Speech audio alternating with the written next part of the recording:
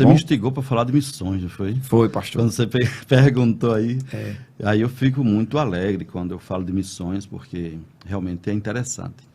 Se você quiser, a gente pode... Que é justamente, pastor, exatamente. Mais. Porque o senhor falou do período que o senhor passou o probatório, foi Sim. o Alto Rodrigues, período de quase um ano, não é isso? Que Deus operou, confirmou, a nossa irmã auxiliadora, sua esposa, disse desde aquele tempo até hoje, viu, pastor? Deus tem sustentado vocês. Verdade. Mas eu queria, pastor, na Venezuela, o senhor foi, queria saber quanto tempo Sim. o senhor passou lá e as experiências que o senhor teve lá, que eu tenho certeza que foram muitas, mas eu gostaria que o senhor destacasse algumas que marcou a sua vida como obreiro, como pastor e como missioneiro. Missioneiro. Pode ficar à vontade, pastor Eliezer. Tá certo. Eu vou só fazer um resumo, Sim. porque sei que a gente vai compartilhar, quero ouvir Pedro também aqui ainda, né? Então, se falássemos de testemunhos do dia a dia, eu teria muitos para contar, mas como o programa se propõe a falar sobre púlpito, microfone e pedestal, Sim, pastor. Ministério, então eu queria me deter um pouquinho na questão ministerial. Ok. Então, na verdade, foi digamos assim, um trabalhar de Deus. Tudo que eu vou falar agora, coloque Deus naquilo que eu vou falar. Implícito ou explicitamente Deus aí. Espírito Santo, Jesus comigo. Não tenho nenhuma pretensão de achar que sou eu. Ou que foi eu quem fez. Não, de maneira nenhuma. Então, em primeiro lugar, falando de experiência missionária, foi o que me motivou. Foi o chamado de Deus, em primeiro lugar. O sentido de urgência. Deus me disse, através de uma profecia, tenho pressa contigo. Aleluia. Eu era muito verde, muito imaturo, jovem, trabalhava com jovens, e fui ali muito jovem para a missão. Então o Senhor disse, tenho pressa contigo, e foi nesse avanço que o Senhor trabalhou comigo, e com a minha esposa também. E aí vem a sensação, quando você chega na obra missionária, está aqui no país, de repente junto da família, junto dos seus, igrejas estabelecidas, você trabalhando com jovens, e de repente te colocam dentro de um avião e te solta dentro da Venezuela. Né? Aí você chega lá e é você e a família e ninguém mais. Você se comunica num tempo difícil também de comunicação, a internet era coisa de rico. Isso. Não é? Então eu não tinha internet, era por carta, era telefone às vezes. Bom, a sensação da dependência total de Deus. O missionário chega num país dependente totalmente de Deus. E aí vem a convicção da chamada. Eu estou aqui porque Deus me trouxe. Aleluia. E você sabe que você é frágil, que você é humano, mas vem aquele revestimento de ousadia, de segurança, de que Deus está contigo, de que a obra vai dar certo. Aleluia. Eu nunca pensei, Alixo, de dar errado. Nunca. Não deu. E nem vai dar. Porque Deus era comigo e é comigo. Sim. Eu não tinha essa sensação, esse medo, esse temor, não vai dar certo. Não, eu não sabia fazer. Eu nunca tinha sido pastor, nunca tinha sido missionário e aprendi fazendo. Aleluia. Na prática, não tinha manual. Ninguém me deu um manual de ser missionário. Mas Deus me ajudou. O Espírito Santo que foi guiando, né? Então a convicção da chamada, e aí você chega para plantar a igreja do zero. É você pregando para tua esposa e tua esposa pregando para você. E os meninos dando glória. Orando conosco ali. Então você é um plantador de igreja. Você chega ali... Era só o senhor e sua família mesmo, né, pastor? Exato. Aí um pastor com muita misericórdia me emprestou 3 crentes. Por 3 meses, né? Então, você é um ganhador de alma. Você não vai com história de carochinha, você não vai com coaching, você não vai com outra mensagem. Aleluia, aleluia. Cristo salva, Jesus cura, Aleluia. Batiza com o Espírito Santo, prepara o homem e leva para o céu. Aleluia. E no final tu faz o apelo, bota Cristo na sepultura, ressuscita Cristo e chama para aceitar Jesus. Aleluia. Não é outra mensagem. E você vai ganhando almas, vem as primeiras pessoas. Você estabelece a igreja. E a partir dali, você vai formar líderes para o futuro daquela igreja. Perfeito. Você tem que estar pensando já qual é a cara da igreja que eu estou fundando. Qual é a identidade dessa igreja? Como será essa igreja daqui a 5 anos? Quais serão os líderes que eu vou ter? E você começa a estabelecer a igreja, plantando, mas estabelecendo. Formando líderes para o futuro. já identificando as pessoas com potenciais e capacitando-os para depois lhe substituir, quem sabe. Sim. Muito bem. Aí vem a fase da consolidação dos resultados. Você não pode perder aquilo que você fez. Claro, Deus conosco, né? Sim. Sempre lembre disso. Às vezes eu falo, você não pode, mas é Deus aí agindo. Então, você não pode perder, você tem que consolidar aquilo que você fez. Perfeito. Dentro dessa visão de consolidação, nós nunca deixamos a igreja só, sem a presença ou minha ou de auxiliadora. Ela vinha, às vezes, de férias e eu ficava, e vice-versa. Nunca a igreja ficou sem a nossa tutela e assessoria. Sim. Por quê? Porque na Venezuela as igrejas se dividem muito. De repente vem alguém dali do seio daquela igreja e divide a obra. Então, consolidar os resultados, né? E, de repente, você chega numa fase que é interessante. Você passa a ser influencer, na linguagem de hoje. Sim. Influenciador de vidas. Influenciador, inclusive, de igrejas daquela cidade, daquele país. Começam a ver. Deu certo lá no brasileiro. O brasileiro está crescendo, a obra está crescendo. O que é que ele está fazendo? Aí toda uma dinâmica da Assembleia de Deus que quer queira, quer não, você leva alguma coisa consigo. Perfeito, daqui para lá. Perfeito. Mesmo que o missionário saiba que tem que aproveitar o máximo daquele país, mas está no sangue. Circo de oração, comissão de visita, o ganhar almas, os cultos arrojados, pentecostais, tudo isso você leva no teu sangue. E você começa a implementar e os demais ficam olhando. Então você quer queira, quer não, um influencer também. Tanto é, Alixo e amigos, que quando eu vim de lá para cá, o pastor, presidente da confraternidade de pastores de lá, entrou em contato comigo e disse, pastor Eliezer, eu falando espanhol. Sim, sim. Esnobando aqui com espanhol.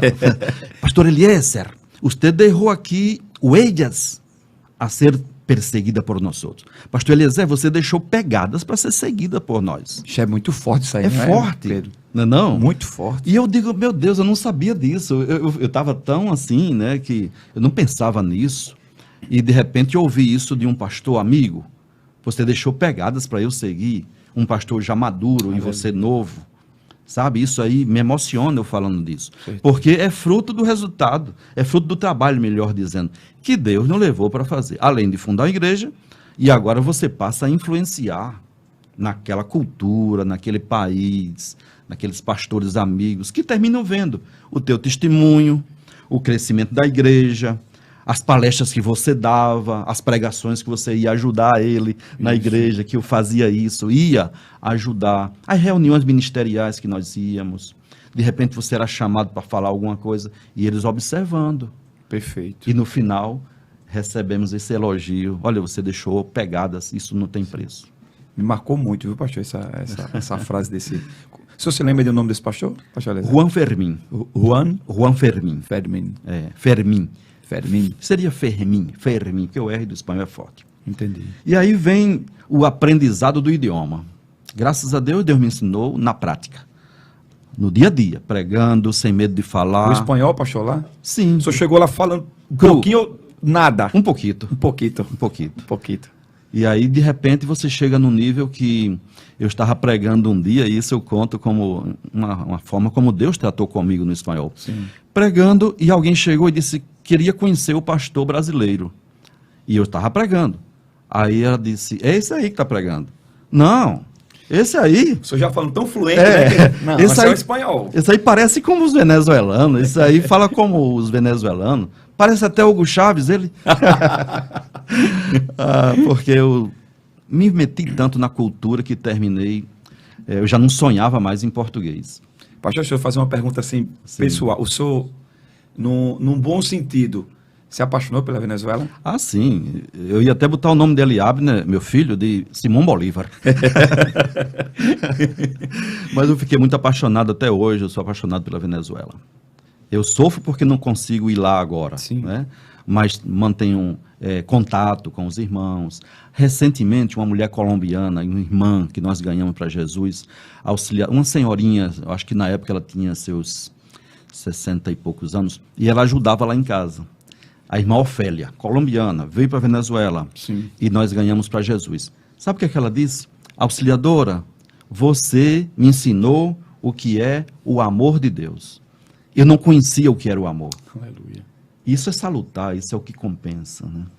Pois bem, então aí a gente termina aprendendo, amadurecendo, fazendo na prática, sem ninguém estar te dizendo como é, e o Espírito Santo de Deus, vá por aqui, vá por ali, não faça isso, você errou aqui, faça agora sim, Aleluia. Aplique essa estratégia de crescimento na igreja que dá certo, tal coisa, grupo familiar de crescimento, enfim, melhora as tuas mensagens, faz isso, prega sobre isso, é Deus. Trabalhado na bigorna de Deus. De Deus. O direcionamento todo dele, né? Todo dele, Espírito Santo. Porque de mim mesmo, eu era um menino buchudo. Mas foi na dependência de Deus. E na dependência de Deus dá certo, né? Dá certo. Aí você cresce, você amadurece. Também se não amadurecer, é todo dia, né? Na paulada ali, Deus trabalhando contigo, sabe? E aí hoje você tem uma visão de mundo diferente, você prega diferente, você tem amor pelas almas. Você sabe o que é batizar uma pessoa. Aleluia. Porque você está ali contando os membros da igreja no teu caderninho. Quando falta um crente, você que dê a irmã Ofélia, que dê Jesus Morocoima, que dê Jesus Velásquez, que não vino hoje, que não veio hoje, né, para o culto, né? E você vai atrás. E às vezes a gente fica tão maravilhado com o crescimento aqui no Brasil, que a gente batizar 300 pessoas, 400 pessoas, 20, 30, às vezes parece nada pra gente, né? Mas para o contexto amigo, lá, né? Meu amigo, você batiza uma pessoa, você dá glória a Deus, você conseguiu. Pastor, aliás, eu tive a oportunidade de, através do saudoso pastor Gilmar, eu tive na Guiana e ele disse assim, vou levar você na Europa. Aí ele me levou mesmo. E eu tive lá em Marseille, no sul da França, com o pastor Etienne, inclusive eu e Fernando Everton pregando, e inclusive Everton está lá fazendo missões em Nîmes, né? Tá para lá, graças a Deus, Deus está abençoando ele. E nesses 6 dias de conferência jovem que nós participamos, no 5º dia foi eu que preguei, Fernando pregou 3 dias, eu 3 dias. Aí no 5º dia, no meu 2º dia, aí uma francesa aceitou Jesus. E eu vi o pastor Etienne chorar tanto, e eu fiquei sem entender. Até que a esposa dele disse assim, o pastor Alixon lá, né? Pastor Alixon, já fazia quase 2 anos que não aceitava ninguém aqui. Olha aí. Então, aí você entende agora aquele hino que diz, irmão, você sabe o valor que tem uma alma. É o valor de uma alma que a gente, às vezes, a gente se acostuma no Brasil. Faz o apelo, prega, 10 pessoas passam, aceita Jesus. Aí tu vai para a Europa, uma pessoa aceita Jesus. E causou uma comoção tão grande em toda a igreja que até e ela está lá. Glória está a lá Deus, até hoje. Eu falo com o pastor Etienne sempre, e Etienne Salix. Foi para mim assim, valeu. Eu faria tudo de novo por causa de uma alma. Então, um valor que tem, né, uma alma, né? Então, missão, só para encerrar essa parte de missão, hoje se fala da cultura do maker. Sim. Aprender fazendo. Você vai ter que aprender na prática, no dia a dia. É tipo um workshop grande. Sim. O workshop é você fazer na prática, coisa rápida, mas você fazer ali. Porque quando eu faço, eu aprendo. Então, a missão é isso. É você vai aprendendo no dia a dia, exercitando. Deus vai te dizendo o que fazer e você vai fazendo. Lá não tem papai, não tem mamãe, não tem pastor perto, não tem supervisor, os amigos você deixou para trás, tudo novo, idioma novo, cultura nova, comida diferente, clima diferente e mais. Você às vezes não é bem-vindo no início. Né? Olhares de desconfiança. Olhares diferentes para você. É estrangeiro, o nacionalismo do país é muito forte. Então você chega, é um brasileiro, o que é que ele quer aqui? Sim. Vem me roubar? Né? Vem me roubar. E alguém disse isso para mim, entrou na igreja lá e disse, eu vou lhe dar uma surra, porque você veio do Brasil para roubar aqui. Eu digo, meu amigo, eu não vim roubar não, eu vim ganhar almas. Aleluia. Eu vim ajudar o seu país, ajudar famílias, tirar jovens drogados do mundo da perdição, trazer para a verdade, para o evangelho, ajudar famílias. E aí, graças a Deus, Deus não livrou daquela situação e aquela pessoa não me bateu. Porque Deus mandou alguém que me livrou, me ajudou a sair daquela situação. Porque o franzino, mago parecia um... Como dizia o pastor, a nossa voz, que nem um cibito desembaleado. Baleado. Aí veio um homem fortão dizendo que vai bater em você. Deus levantou um irmão lá na hora. Aleluia. E me ajudou. Mas foi o Espírito Santo que me me ajudou. Sempre Deus na frente, como o senhor falou, né, Pastor? Sempre, sempre. Pastor...